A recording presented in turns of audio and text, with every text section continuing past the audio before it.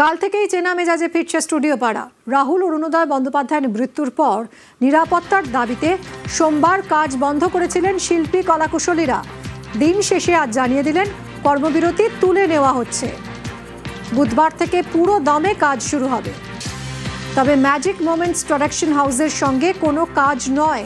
শুধু তাই নয়, ওই প্রোডাকশন হাউসে কাজ করছেন এমন কোনো শিল্পী বা কলাকুশলীর সঙ্গেও কেউ কাজ করবেন না। কথা বলবো, আমাদের প্রতিনিধি মানুষ রয়েছেন সঙ্গে। মানুষ, অর্থাৎ শর্ত সাপেক্ষে এই কর্মবিরতি তুলে নেওয়া হলো? দেখো মিমি, বিভিন্ন আলাপ আলোচনার মধ্যে দিয়ে এবং কিছু শর্ত সাপেক্ষে এই কর্মবিরতি উঠে গেল। আজকে সারাদিন টলিউডের স্টুডিওগুলিতে আমরা জানি যে শুটিং বন্ধ ছিল, তবে আগামীকাল থেকে শুটিং হবে, ফুল ফেজারে শুটিং হবে। সিনেমা সিরিয়ালের যেমন শুটিং চলে তেমন।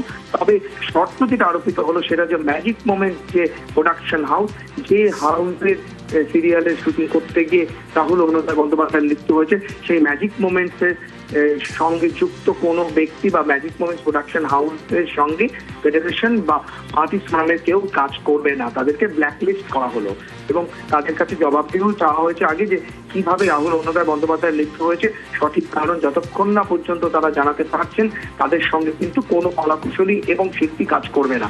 দ্বিতীয়ত আরেকটি গুরুত্বপূর্ণ বিষয় যেটা এসওপি তৈরি হবে 15 থেকে 30 দিনের মধ্যে।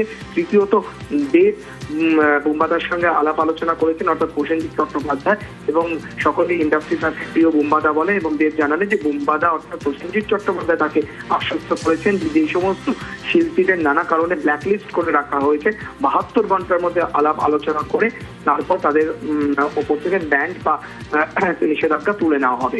আর লাস্টে তোমাদের যেটা বলা যে 1 মাসের মধ্যে একটি পরিষ্কার চিত্র আসবে শিল্পী এবং কলাকুশলীদের ইন্স্যুরেন্স বা বীমা নিয়ে। অর্থাৎ যে সমস্ত প্রযোজনা সংস্থা বা প্রডিউসাররা বীমা বা সুরক্ষা বা নিরাপত্তা দিতে পারবে না ঝুঁকিপূর্ণ জায়গায়, তাদের সঙ্গে কিন্তু কোনো কলাকুশলী এবং আর্টিস্ট শুটিং করবে না। সুতরাং 1 মাস একটা প্রসেসের মধ্যে রয়েছে, তারপর আর্টিস্ট এবং কলাকুশলীদের বীমা বা লাইফ ইন্স্যুরেন্স দেওয়া হবে, এমনটাই কিন্তু এই আলোচনার মধ্যে উঠে এসেছে। ধন্যবাদ মানুষ।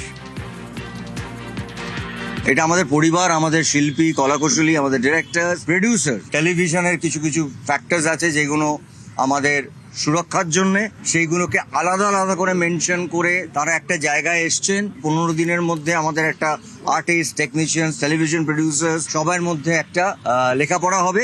আর কর্মবিরতি নেই, কাল থেকে আমরা কাজ শুরু করছি। টেলিভিশন বলি, ফিল্ম বলি, সবকিছুতেই কাজ শুরু হবে। যারা রাহুল এরকম যাদের ঘটনা, তাদের সঙ্গে এই মুহূর্তে ডিসিশন অলরেডি টেকেন, কাজ করা আমাদের পক্ষে সম্ভব নয়। ওই প্রোডাকশনের সঙ্গে যুক্ত, ওই নামের সাথে যুক্ত তাদের কারোর সাথে আমরা কোনো কাজ এই মুহূর্তে থেকে করব না, যতক্ষণ না নয় পাবলিকলি বা কোর্ট থেকে আমরা জানতে পারি যে আমাদের রাহুল, আপনাদের রাহুল কি করে আমাদের ছেড়ে চলে গেল, কিভাবে ছেড়ে চলে গেল। আমাদের একটাই প্রশ্ন, তার সঠিক চেহারাটা চাই, জানতে চাই।